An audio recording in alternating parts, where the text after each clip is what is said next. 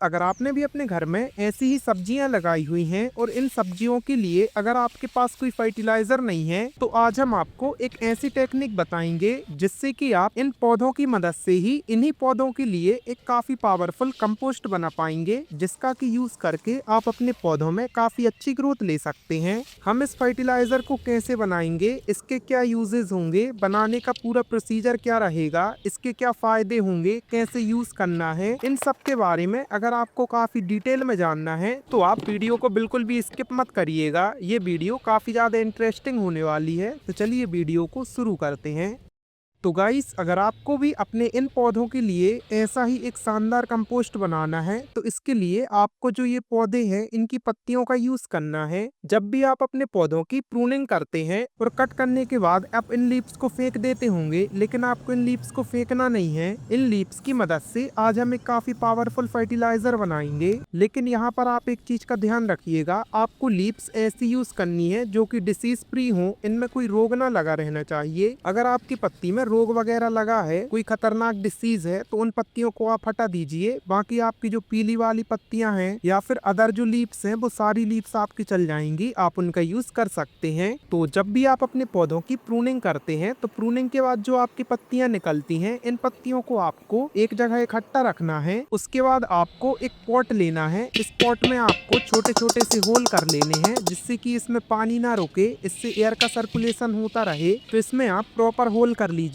Whole करने के बाद आपको कुछ सूखा कचड़ा लेना है। ये जो सूखा कचड़ा है, इसको हमें नीचे अच्छे से मटके में बिछा देना है। अब सूखा कचड़ा बिछाने के बाद हमारे पास जो ये पत्तियां हैं, इन पत्तियों को हम इसमें डालेंगे। और पत्तियों को डालने के बाद आपको इसमें थोड़ी सी मिट्टी डालनी है। वो मिट्टी आपकी कोई सी भी हो सकती है। आप पॉट सॉइल डाल दीजिए या फिर आपका पुराना कंपोस्ट है तो उसको डाल दीजिए। कुछ भी आप मिट्टी इसमें यूज कर सकते हैं। तो आप इसमें मिट्टी डालिए और मिट्टी डालने के बाद आप चाहें तो इसमें दही, मही या फिर जैगरी का यूज कर सकते हैं। अगर आप इनको डालेंगे तो आपकी जो कंपोस्ट बनाने की जो स्पीड होगी वो स्पीड अप हो जाएगी, मतलब कि जल्दी आपका कंपोस्ट बनेगा। और अभी जो हमने आपको पूरा प्रोसीजर बताया, इस प्रोसीजर को अगर आप गर्मियों में कर रहे हैं तो आपका 30 से 35 दिन में ही कंपोस्ट बन जाएगा। अब हम बात करते हैं कि आपको पता कैसे चलेगा कि आपका जो कंपोस्ट है वो बन के रेडी हो गया है। तो आपने जो भी इसमें पत्तियां वगैरह डाली हैं, जो भी आपने किचन वेस्ट डाला है, जो कुछ भी आपने इसमें डाला है, वो आपका मिट्टी के कलर जैसा हो जाएगा, कंपोस्ट हो जाएगा, मिट्टी के जैसे लगने लगेगा, उसका कलर ब्लैक हो जाएगा सॉइल के जैसे। तो आप समझ जाइए आपका कंपोस्ट बन गया है। लेकिन अब आपको इसका यूज करना कैसे है, तो इसको काफी सारे तरीकों से आप यूज कर सकते हैं। सबसे पहले तो अगर आप अपने पौधों की प्लांटेशन के लिए मिट्टी तैयार कर रहे हैं, तो उस मिट्टी में आप इसको मिला सकते हैं। आप 3 पार्ट मिट्टी लेंगे, उसमें एक पार्ट अगर आप ये कंपोस्ट मिला देंगे तो आपकी जो सॉइल रहेगी वो न्यूट्रिशन रिच सॉइल बन जाएगी, जिसमें कि आपका पौधा काफी अच्छे से ग्रोथ कर पाएगा। उसके साथ ही अगर आपने प्लांटेशन कर दी है, उसके बाद आपको यूज करना है, तो आप इसकी गमले में मिट्टी को 1-1.5 इंच तक अच्छे से खुदाइए। उसके बाद आपका जो कंपोस्ट है, इस कंपोस्ट को मिलाइए और इसमें वाटरिंग कर दीजिए। एक तरीका ये भी हुआ यूज करने का, इससे भी आपके पौधे में काफी अच्छी ग्रोथ आएगी। और अगर हम बात करें कि इसके फायदे क्या होंगे, तो हमारे जो प्लांट्स की लीव्स होती हैं, ये एनपीके रिच होती हैं, साथ ही इनमें काफी सारे माइक्रो न्यूट्रिएंट्स होते हैं। एनपीके हमारे पौधे की ओवरऑल ग्रोथ में काम करता है और माइक्रो न्यूट्रिएंट्स जो हैं वो हमारे पौधे की छोटी छोटी चीजों की पूर्ति करते हैं। माइक्रो न्यूट्रिएंट्स मतलब कैल्शियम हो गया, आयरन हो गया, ये सारी चीजें माइक्रो न्यूट्रिएंट्स में आती हैं। और एनपीके मतलब कि नाइट्रोजन, फास्फोरस और पोटेशियम,